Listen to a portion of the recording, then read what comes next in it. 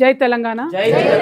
తెలంగాణ రాష్ట్రంలో ఒక పక్క ప్రభుత్వ హాస్పిటళ్లలో వైద్యం అందక ఇబ్బంది పడుతున్నటువంటి పేదవాళ్ళు ప్రైవేట్ హాస్పిటల్స్కి వెళ్తూ ఉన్నారు. మరి ఆ ప్రైవేట్ హాస్పిటల్స్లో సేవ చేస్తున్నారు, ఖచ్చితంగా వైద్యం అందుతుంది. కానీ ఎక్కువ డబ్బులు పేద ప్రజల దగ్గర ఒక పక్క తీసుకుంటున్నారు. అయితే తీసుకుంటున్నటువంటి డబ్బులు మరి హాస్పిటల్లో పనిచేసేటటువంటి నర్సులకు కానీ స్టాఫ్కి కానీ రాకుండా కేవలం యాజమాన్యానికే పెద్ద మొత్తంలో వెళ్ళడం అన్నది కొంచెం విచారించాల్సినటువంటి అంశం.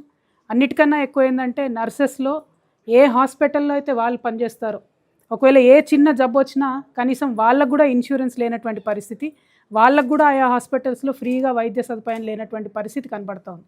చాలీచాలని జీతాలతో 10 మందికి సేవ చేసేటటువంటి ఈ నర్సులు కూడా మళ్ళీ వాళ్ళకేమైనా ఇబ్బంది వస్తే వాళ్ళు కూడా అదే హాస్పిటల్లో డబ్బులు కట్టి వైద్యం చేయించుకోవాలి, వాళ్ళ కుటుంబ సభ్యులకు ఏమైనా కూడా ఇబ్బంది. కాబట్టి మేము ఒకటే కోరుతూ ఉన్నాం తెలంగాణ రక్షణ సేన నుండి, ఖచ్చితంగా ప్రైవేట్ హాస్పిటల్స్లో పనిచేసే నర్సులకి ఆయా హాస్పిటల్ యాజమాన్యాలే ఇన్సూరెన్స్ మీరు ప్రొవైడ్ చేయండి.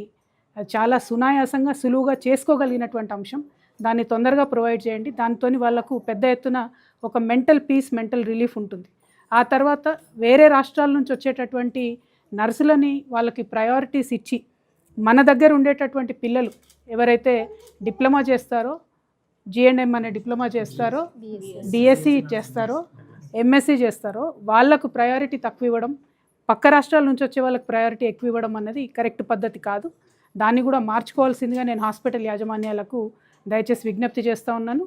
నేను ప్రభుత్వాన్ని కోరేది ఒకటే, హాస్పిటల్ యాజమాన్యాలతో మీరు మాట్లాడండి, చర్చించండి. మన తెలంగాణ బిడ్డలకు ఎంతమందికి ఉద్యోగాలు ఉన్నాయో చెక్ చేయండి, వాళ్ళకి శాలరీస్ ఎట్లున్నాయో చెక్ చేయండి, మినిమం వేజెస్ చట్టాలు కనీసం పాటిస్తున్నారా లేదా చూడండి. పని వేళలు కూడా వాళ్ళకు ఇబ్బందికరంగా ఉంది, డబుల్ డ్యూటీలు చేసినా కూడా మరి ఓవర్ టైం ఇయ్యనటువంటి హాస్పిటల్స్ ఎన్నో ఉన్నాయి. కాబట్టి ఈ అన్ని అంశాల మీద కూడా ప్రభుత్వం ఖచ్చితంగా ప్రైవేట్ హాస్పిటల్స్తో చర్చించాలని చెప్పి నేను డిమాండ్ చేస్తున్నాను. మరి మన తెలంగాణ బిడ్డలకు ఆరోగ్యం అనేది అందుబాటులో ఉండాలి, ప్రజలు ఆరోగ్యంగా ఉండాలి, ఆరోగ్యం కోసం పనిచేసేటటువంటి ఉద్యోగస్తులందరూ కూడా బాగుండాలని తెలంగాణ రక్షణ సేన నుంచి మేము నమ్ముతా ఉన్నాం. కాబట్టి ప్రైవేట్ నర్సుల యొక్క హక్కుల కోసం మేము ముందుండి పోరాటం చేస్తాం. వారి యొక్క హక్కులు వచ్చేంత వరకు కూడా వారి పక్షాన నిలబడి ఉంటామని తెలియజేస్తున్నాను. Thank you.